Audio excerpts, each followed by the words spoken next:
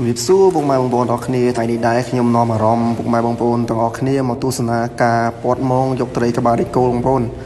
ដោយដែលបងប្អូនឃើញនៅក្នុងរូបភាពនឹងអញ្ចឹងបងប្អូនច្រើនណាស់បងប្អូនហើយបញ្ជាក់បងប្អូនដែរត្រីនេះគឺជាពូជត្រីតូចបងប្អូនអស់ធំហ្នឹងបងប្អូនយើងមិនមែននេសាទត្រីពូជធំល្អិតដើម្បីបំផ្លាញទេបងប្អូនវាជាត្រីដែលអស់ធំហើយបងប្អូនពូជវាដូច្នេះកុំឲ្យខាតពេលវេលាយូរបងប្អូនទៅទស្សនាការពាត់យកត្រីទាំងអស់គ្នាបងប្អូនឥឡូវគាត់ចាប់ផ្ដើមរាយម៉ងជារង្វង់ឲ្យបងប្អូនដោយសារតែគាត់បានឃើញវងត្រីនៅកណ្ដាលអញ្ចឹងបងប្អូនដល់ពេលគាត់ឃើញនៅកណ្ដាលអញ្ចឹងគាត់ចាប់ផ្ដើមរាយពាត់ហើយឥឡូវវាចាប់ផ្ដើមជាប់ផ្ដើមបងប្អូនអើយច្រើនមែនតើត្រីនេះហើយតម្លៃវាសមរម្យទៀតបងប្អូន 10000 រៀលតម្លៃវានៅទីផ្សារហើយគាត់មិនដែលម្ដងបានពី3គីឡូអញ្ចឹងលក់បានពី30000ឯដែរបងប្អូនគ្រាន់តែដោះស្រាយជីវភាពប្រចាំថ្ងៃហើយយើងចូលរួមនេសាទត្រីស្របច្បាប់ទាំងអស់គ្នាបងប្អូនឥឡូវយើងទៅទស្សនាវីដេអូស្ងៀមស្ងាត់ដែលគាត់ពាត់វាទាំងអស់គ្នាបងប្អូន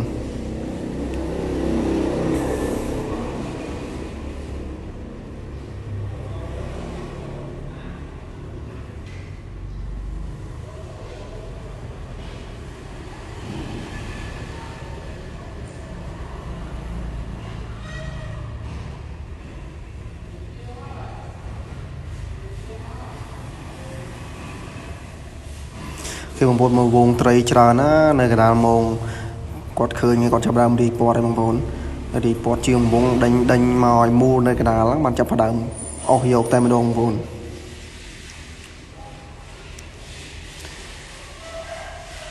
យើងទៅមើលទស្សនវិជ្ជាមើលថា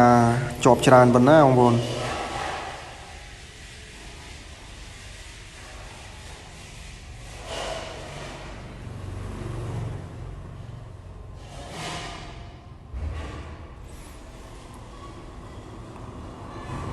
ហើយត្រីនេះដែរវាគឺជា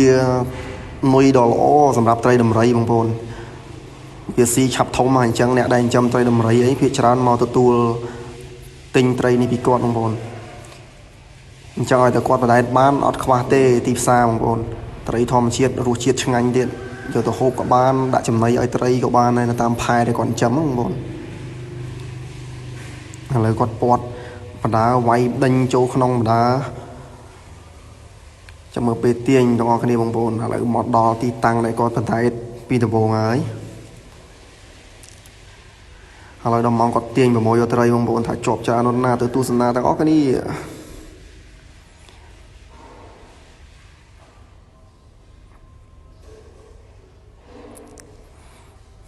ចាប់មកខាងម្នាក់ទាញបងប្អូនអូជាប់ច្រើនណាស់បងប្អូនអើយបើយើងនេសាទចេះត្រីនៅស្រុកយើងមិនងាយតាណាអស់ទេបងប្អូនចាប់ដើមទាញប្រមូលហើយបងប្អូនអូជាប់ច្រើនណាបងប្អូនអើយឡើងសហ្មងវ៉ាវ